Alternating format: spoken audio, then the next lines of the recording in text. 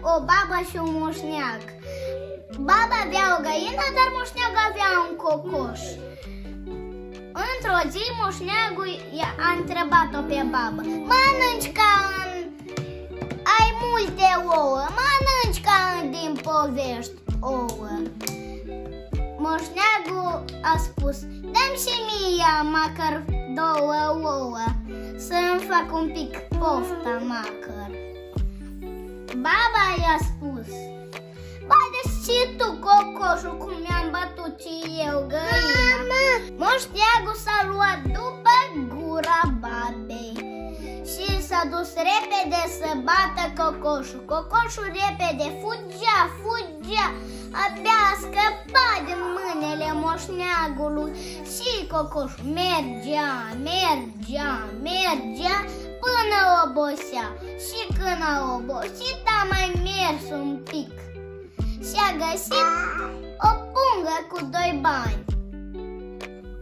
Și a alergat repede la moșneag, dar pe drum a văzut niște boieri. Și boierul i-a spus vizitiului: măi, vizitiu, ia coboară jos și să vezi ce are cocoșul cela în plisc. Vizitiul s-a coborât și a luat punga.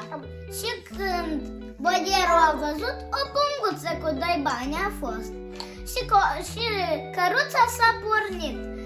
Dar cocoșul fugea din urmă și spunea: dați punguța cu 2 bani, dați punguța cu 2 bani. Și boierul a ajuns la o fântână și iară vizitiului i-a spus: măi, vizitiu, coboară jos și dă-l pe cocoș în fântâna aceea cu apă, poate am scăpat de supărare. Boierul, vizitiul l-a ascultat și s-a coborât jos și l-a luat și l-a aruncat. Cocoșul, când a văzut toată asta nedreptate, a băut, a început să bea toată apa din fântână și a zburat și iar a început: dați punguța cu 2 bani, dați punguța cu 2 bani, dați punguța.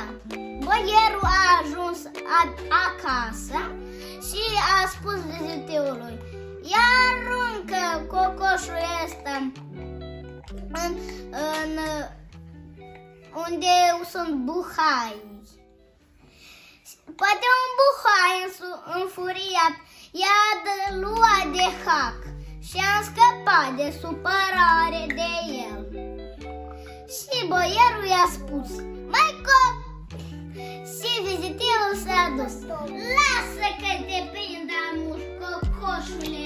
Și l-a prins și l-a aruncat și boii toți s-au uitat la dânsul, dar cocoșul i-a mâncat și boierul și beierul s-a uitat de mirare. Vai! Și boierul s-a gândit,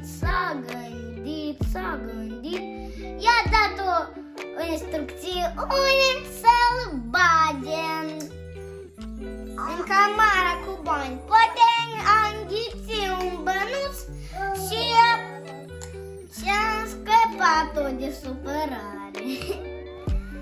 Și cocoșul l-a luat de gât și boierul l-a luat de gât pe cocoș cu o frângâie și l-a băgat în cămară. Cocoșul, când a văzut, a început să înghită toți căpicele și el a ieșit. Dar știe el pe unde să iasă. Și el iară: cocorigu, dați punguța cu 2 bani. S-a întins aripele și a spus: cocorigu, boier mare, dați punguța cu 2 bani. Boierul s-a gândit, când a văzut că nimic n-a putut să facă. Ia zvârle punguța cu 2 bani și i-a zvârlit cu punguța cu 2 bani.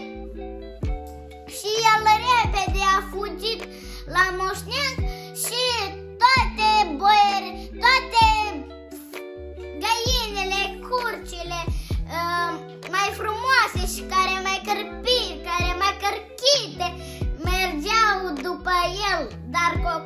mergea clancuț și a ajuns la poarta moșneagului și a spus: boiere, așterne un covor pe o gradă.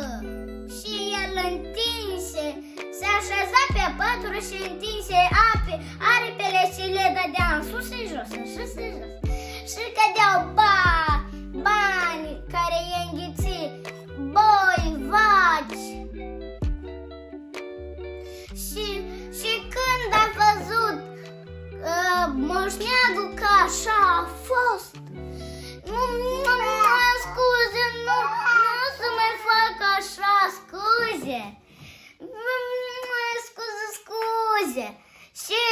Și baba când a venit a văzut aceasta și a spus moșneagului: dă și mie vreo câteva galbeni, parcă să am și eu galbeni. Dar moșneagul i-a spus: știi ce vorbă ne spus tu? Bate-ți tu, știi ce să bați. Și vezi ce mi-a dus mie cocoșul. Ca pe o roată și v-am spus povestea toată. Știți, copii, să nu fiți zgârciți ca baba.